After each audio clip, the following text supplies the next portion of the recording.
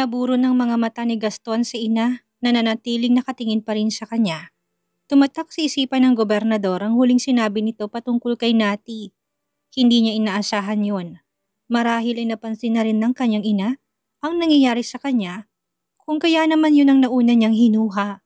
Hindi niya hayaang makialam ang ina sa kanila o bibigyan niya ito ng pahintulot na manghimasok na sa buhay nila. Gusto mo bang tulungan kita sa kanya, iho? Medyo nakakalokong tono ng boses nito na offer sa kanya. I can talk to her. Pwede kong padaanin din yan kay Rosita para dalawa kaming tutulong sa'yo na kukumbinsi sa anak niya. Tingin ko naman ay kaya pang remedyohan ang lahat at dugtungan pa ang natapos na. Dagdag pa nitong tinutukoy ay ang ina ni Nanati na nais pa ring isali sa problema nila. Ganun na lang ang naging iling ni Gaston sa ina. Ayaw niyang makialam ito sa kanyang buhay dahil paniguradong mas magugulong kanyang plano lalo pa kung magiging involved ang ina ni Nati. Sa halip na maging okay sila ay mas gumulo pa ang sitwasyon. Saka baka mas lalong magalit si Nati kapag nalaman itong kasali sa usapan nila to. Huwag na mama, ako nang bahala. Huwag ka nang makialam pa, kaya ko na to. Are you sure? Kaya mo siyang makuha ng ikaw lang? Puno ng pagdududa nitong tanong na para bang ina-underestimate ang kakayahan ng anak. Oo naman mama, kumukuha lang ako ng tamang pagkakataon. Tamang tiyempo. Ako nang bahala, hindi naman na siya kinulit pa ng ina na nabasa na ang gustong mangyari ng gobernador. Sa palagay niya ay may plano naman ang kanyang anak.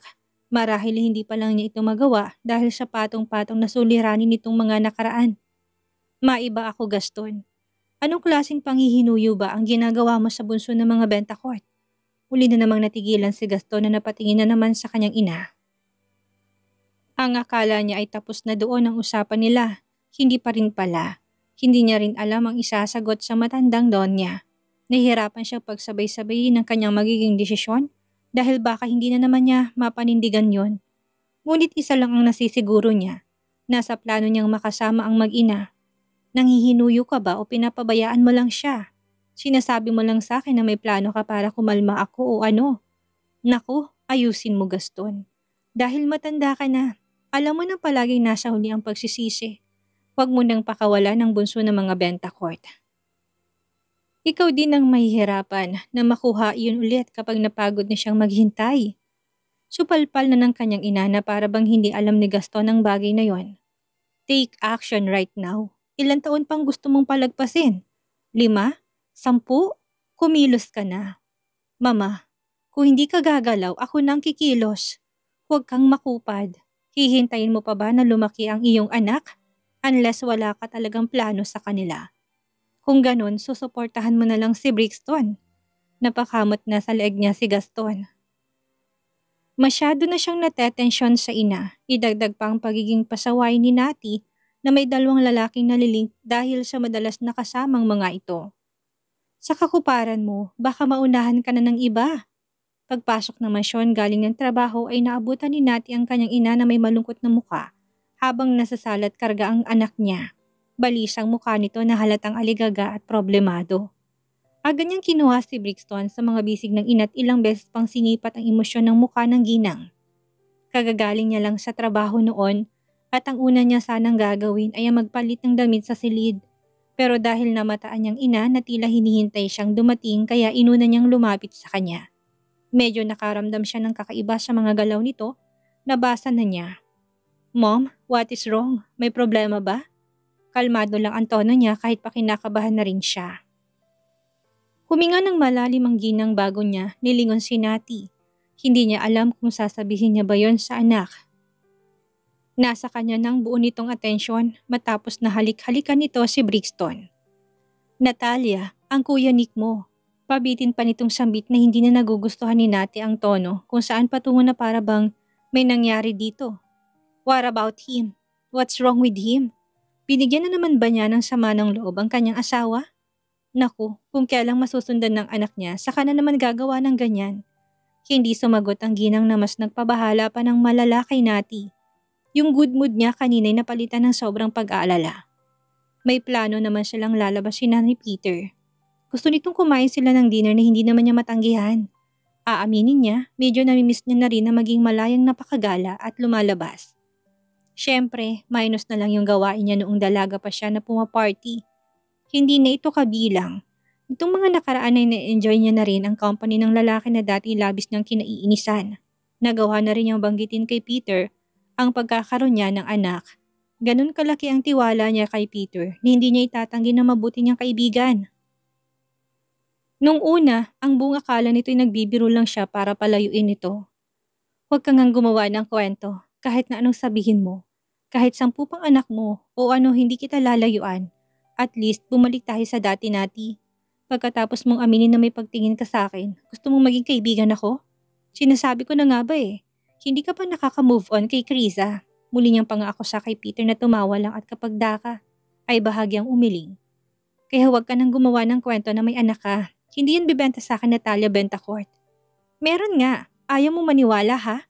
Ipinakita niya ang maraming mga larawan nilang mag-ina ni Brixton. Doon pa lang ito naniwala na tunay nga ang mga sinasabi niya at hindi lang basta siyang nagsisinungaling. Hindi na rin ito tinanong kung sinong ama ng kanyang anak. Malamang ay alam na rin ito kaagad sa itsura pa lang ng bata. Kaya naman pala sinabi niyang woman kanya. Pero bakit? Bakit hindi kanya magawang panindigan? Bakit hindi kanya pinakasalan? Natahimik doon si Nati. Alam niyang gano'n na nga ang magiging tanong nito nang akala niya'y ayos lang. Normal lang pero masakit pa rin pakinggan. Buti at pumapayag ang kapatid mong sinik ng ganyan.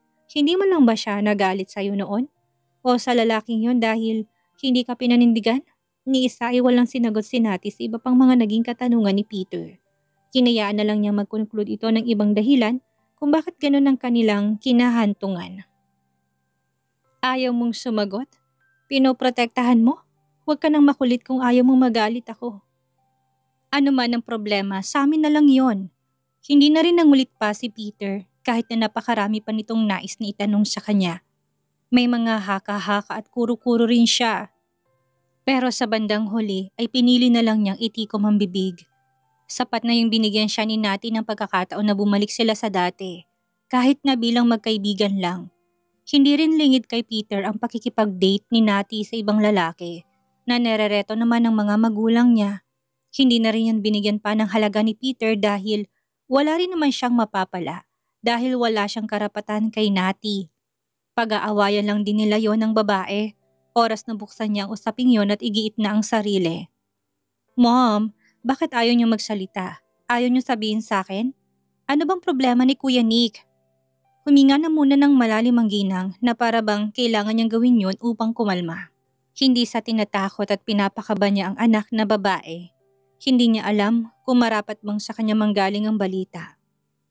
May sakit ang Kuya Nick mo, Natalia. Literal na nagulat doon si Nati. Ngunit hindi naman niya ipinahalata sa iba. Kunway binaliwala niya. Sakit? Ano namang klaseng sakit? Pinilit niyang kinalmang sarili, hindi pinakitang panik. Sa itsura niyo, parang ang lala naman yata ng sakit niya. Huwag niyong sabihin may taning na siya. Hindi sumagot ang ginang na mas ikinabahala pa ni Nati. Hindi naman noon sobrang lala. Pero ganun pa man ay nakakapag-alala pa rin ng sobra. Teka nga mommy, tatawagan ko si Kuya Nick. Pinapakaba mo ko niyang pananahimik mo. Kinuha ng isa sa mga maid si Brixton mula kay Nati. Walang inaksayang panahon naman doon si Nati na kinontak ng number ng kapatid na si Nick na sa mga sandaling yon ay kakalabas lang din ng opisina ng doktor at kakatapos nakausapin. Hoy Kuya Nick, totoo ba ang sabi ni mommy may sakit ka? Ano bang nangyari Kuya Nick? Huminga na muna ng malalim si Nick na marinig ang tanong na yon ng kapatid. Hindi naman din niya mapigilan na malaman ng tungkol doon. Nabanggit na niya sa ina kaninan tungkol sa sakit niya na assumption pa lang naman ng mga doktor. Habang nasa opisina ay sumakit ang kanyang ulo na nasundan ng sobrang pagkahilo. Medyo malala yun kung kaya naman may nabutin na niyang magpatingin sa doktor. Ang sabi nito sa kanya ay may early symptoms siya ng aneurysm na maaari namang magamot kung maagapan lang. Nang marinig niya yun, ang una niyang naisip ay ang kanyang mag-ina. Idagdag pa na buntis muli ang kanyang asawa na malamang kapag nalaman, ang kalagayan niya ay makakasama dito. Subalit, ano naman ang gagawin niya? Ililihim ang sakit niya?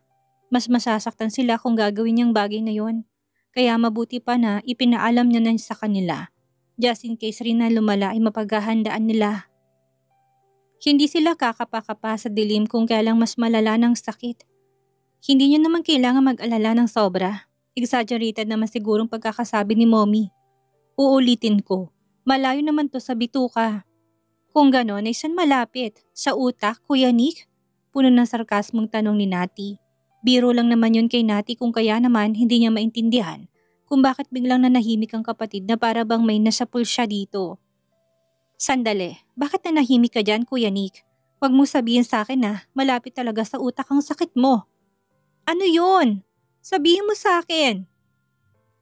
Nanatili pa rin si Nick na tahimik sa kabilang linya. Nahihirapan siya mag-explain sa kanila kaya ang nais niya pumunta ng mansyon para isang sabihan lang sa kanyang pamilya. Alam naman na yun ng ama. Sinamahan siya nito sa ospital kanina. Ito ang unang nakaalam doon. Nasaan ka ngayon, Kuya Nick? Nagpapanik na tanong ni Nati na biglang hindi na mapalagay kung ano-ano na ang naiisip niya sa pananahimik ng kapatid. Pupuntahan kita kung nasan ka. Wag na, Nati. Pauwi na ako ng villa. Kumalma ka nga. Walang mangyayari sa aking masama. Bakit ayaw mo sabihin sa akin kung anong sakit mo? Pinapag-alala mo naman ako sa ginagawa mo eh. Mahirap bang sabihin yon ha? Aneurysm. Okay na? Diretsong sagot ni Nick matapos na huminga mula ulit ito ng malalim. Ano? Aneurysm? Paano ka naman magkakaroon ng ganong klaseng karamdaman? Umiling si Nick na para bang nakikita siya ng kapatid. Hindi niya rin alam kung bakit biglaan. Hindi ko nga rin alam. Saka lahat naman ng tao nagkakaroon ng sakit. Hindi lang naman ako eh. Nasaan ka nga? Let's meet Kuya Nick. Kahit na saglit lang. Hindi ako mapapalagi nito eh. Uwi na nga ako.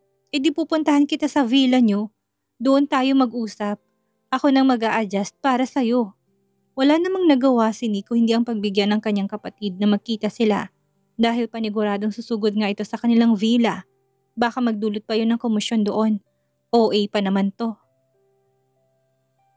Sa halip na hindi nagpapanik si Krisa, baka kapag nakita doon si Nati kung ano pang mangyari. Uunahin na lang niya munang pakalmahin at pagaanin ang kalooban ni Nati.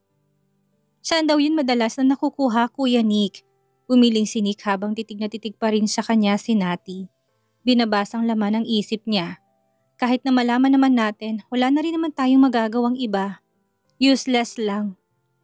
Sa isang cafe sila nakita ng kapatid. Umorder sila ng kape, ngunit hindi man lang nila magawang galawin yon. Para bang in-order nila yun upang palamigin lang nila habang nag-uusap o props? Cure. Meron naman sigurong cure, hindi ba? I don't know. Ang sabi ng doktor ay meron. Ayun naman pala. Bakit parang pinagsakluban kayo ni Mommy ng langit at lupa? Takot na takot pa naman ako. May cure naman pala. Bakit kayo malulungkot o matatakot? We have money. Tons of it. Kahit sa hospital o bansa, pwede ka magpagamot. Hindi dapat to binibig deal, kuya. Hindi na rin sila nagtagal. Ang dalawa dahil sinabi ni Nick na pupunta rin naman sila ng asawa at anak niya sa mansyon. Nagpaalam na siyang uuwi na. Kailangan na niyang umuwi dahil kanina pa naghihintay sa kanya ang mag-ina. Hindi naman na siya pinigilan ni Nati, knowing na mamaya ay magkakausap ulit. Pag-uwi ng babae, kagad siyang nag-search tungkol sa sakit ng kapatid niya. Napabuga na siya ng hangin. Noon niya naintindihan na seryoso palang sakit ng kapatid. Hindi rin pala basta kailangang isawalang bahala ang sakit na iyon. Naiintindihan na niya kung bakit gano'n na lang ang panlulumo ng kanilang ina. Ganon din ang itsura ng kanilang ama nang makita. May cure nga at gagaling naman ito pero marami ang pwedeng maging komplikasyon sa kanyang katawan. Yun ang pinag-aalala ng magulang. Kaya yun ni Kuya Nick, siya pa ba? Malakas yun sa nasa itaas. Simpleng sakit lang naman yun.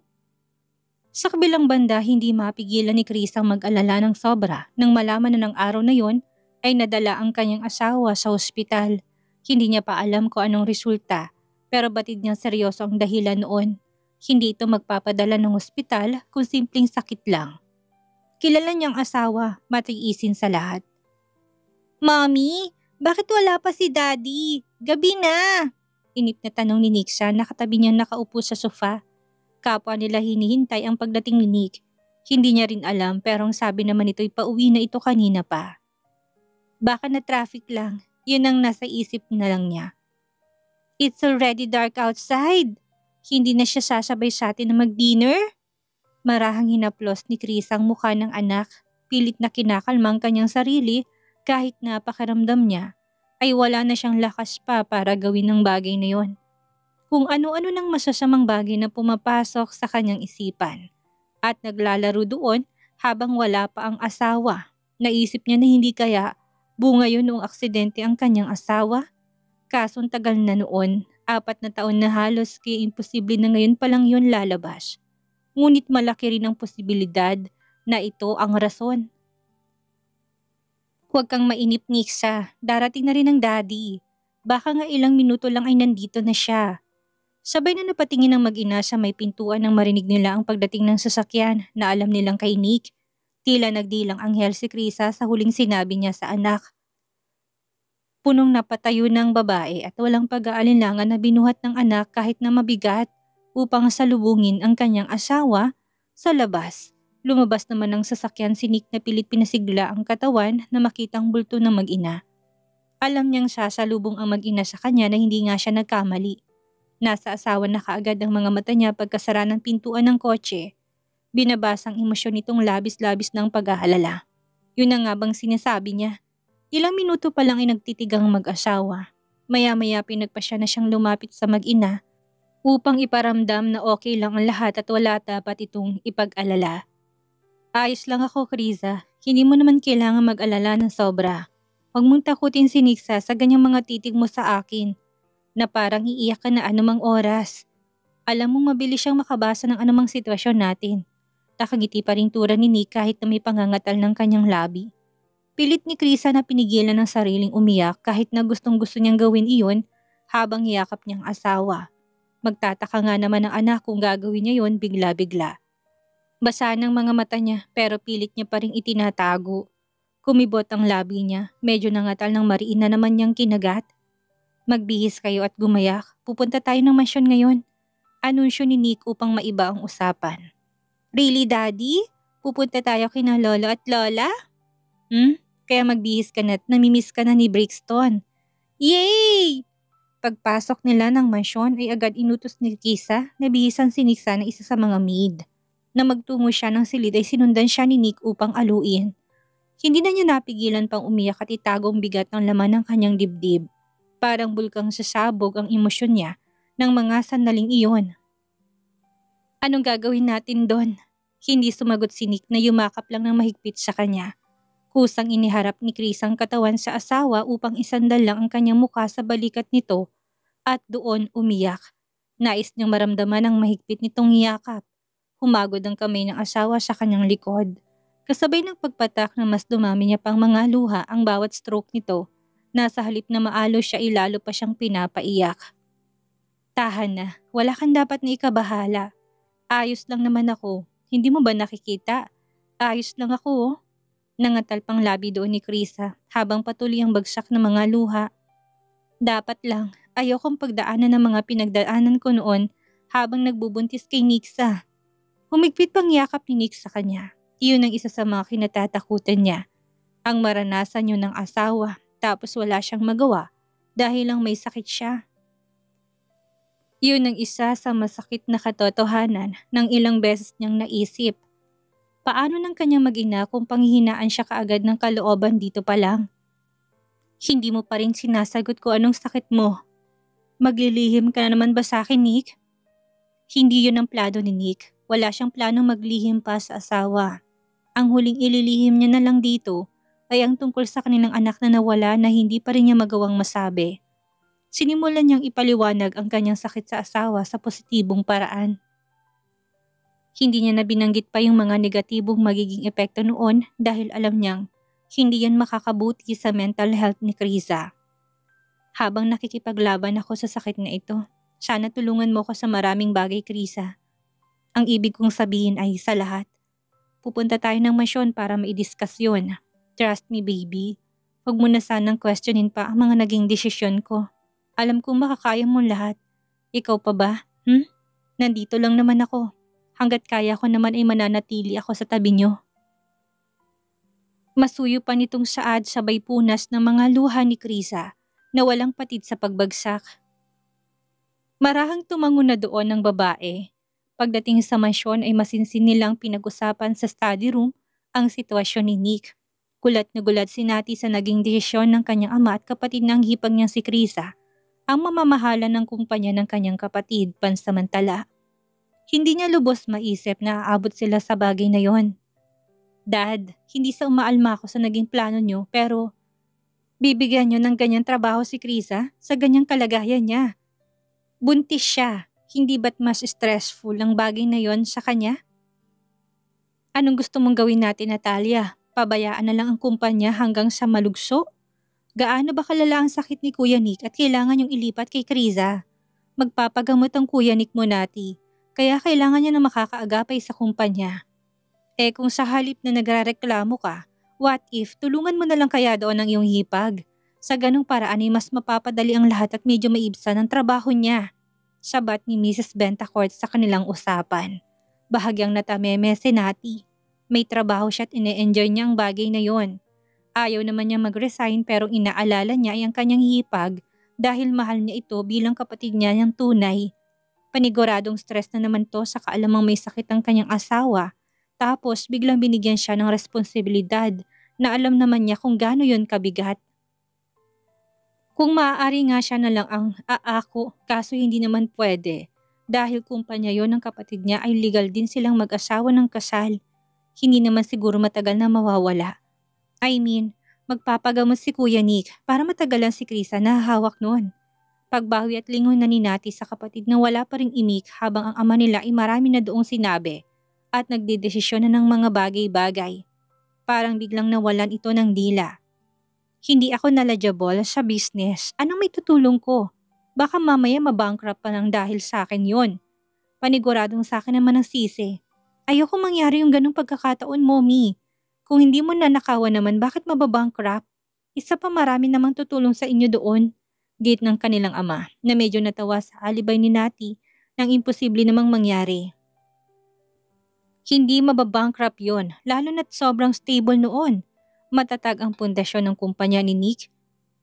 Let me think about it, Dad, Mom, and Kuya Nick. Linganin natin na biglang naging problemado agad.